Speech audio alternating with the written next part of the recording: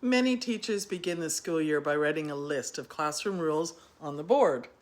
So often finds themselves repeating the same reminders again and again and again. This might sound something like, don't interrupt, don't shout, don't run in the hallway. And over time, classroom management can begin to feel like constant correction.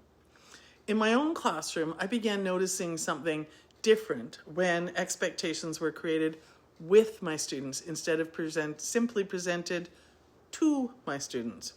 The entire tone of the classroom began to change. Students were much more willing to follow expectations that they had helped define. In this video, I want to walk through a simple classroom conversation that helps students understand classroom expectations and take ownership of them.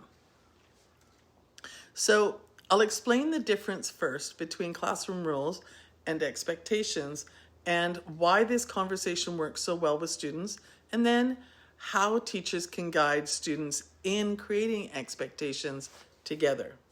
All right, so classroom expectations are shared agreements about how we treat each other within the classroom, how people treat each other, so that everyone can feel safe, respected, and ready to learn. And by the way, teachers, everyone includes you. That's important. Instead of being imposed rules, expectations become part of the classroom community that everyone helps to create. So your students naturally notice behaviors that affect them. We all do. So when someone interrupts them, and when someone runs into them in the hallway, or when somebody shouts across the room, students recognize these behaviors make their own learning harder. If they're participating, they're all good with it, but not when it interferes with them. So when teachers invite students to talk about those moments, students begin to understand that expectations protect the classroom community that they are spending their whole day in for 180 days, give or take, depending on your context. So when I begin this conversation with students, I usually start with a simple question. What helps a classroom feel calm and safe?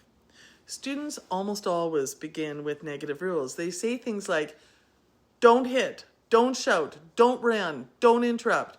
These responses appear year after year, and in truth, sometimes those responses appear because that's what they hear. They also appear quite simply because students strongly dislike these behaviors when they happen to them.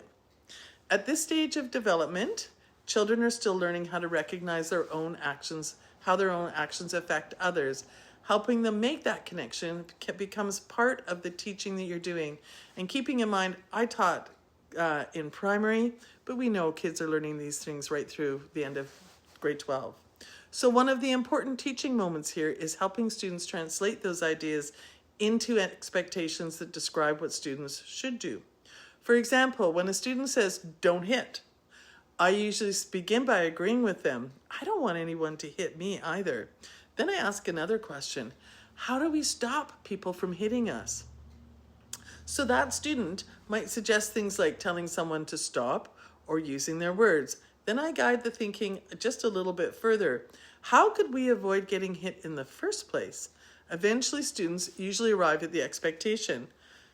Oh, we remember to keep hands to ourselves. They're learning personal responsibility in that moment and as they practice this.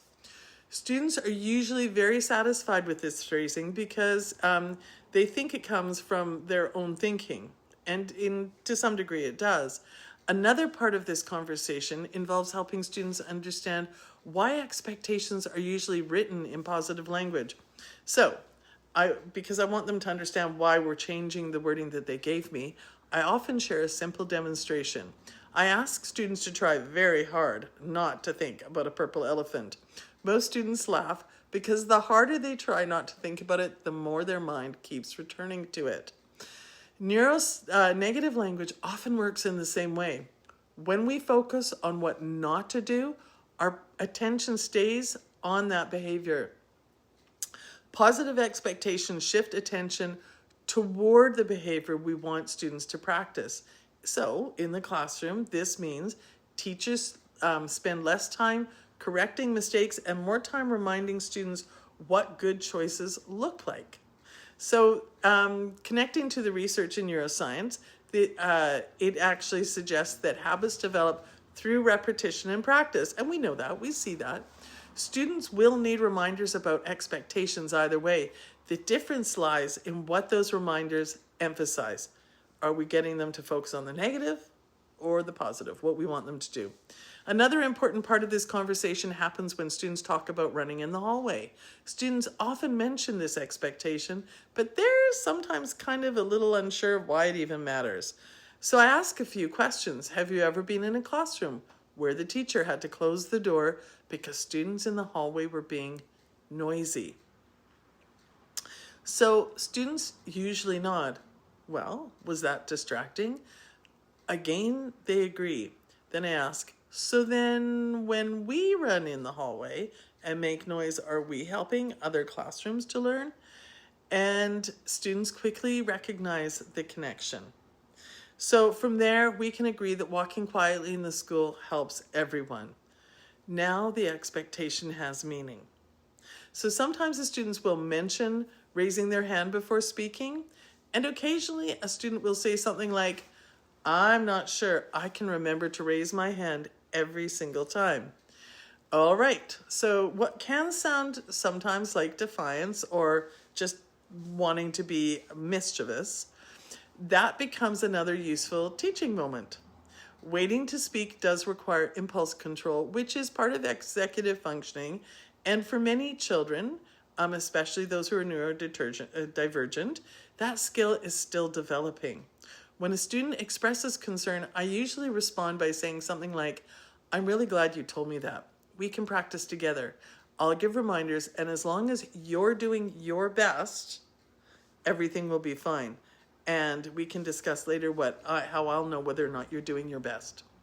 Students begin to understand that expectations are about effort and practice rather than perfection.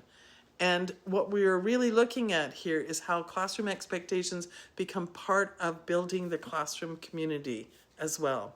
So instead of rules being written on the wall, they become agreements that students help to create. Now, I do also keep them on the wall, but they've created them with me. They know the story. So the small shift often changes how students respond to them. And over time, these expectations become part of a classroom system that helps students understand what learning looks like throughout the day. It can sometimes be helpful to pause and consider how classroom expectations were introduced in a classroom. Were they presented as a list of rules, or were students invited to help create them? This idea is one small part of the Calm Classroom Framework, which is a course that I've developed, which helps teachers build calmer and more predictable classrooms through connected systems such as expectations, routines, and classroom community. So often the smallest classroom system can make the biggest difference in how a classroom feels each day. So when students understand expectations and feel that they are part of the classroom community, they are much more willing to follow those expectations, to walk within those expectations. So if you would like to explore this idea further, I've written more about creating calm classroom expectations with students on my blog, and I'll link that blog in my description.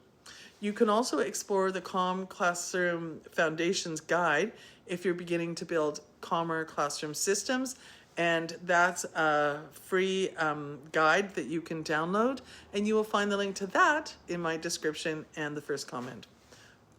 Thanks for joining me.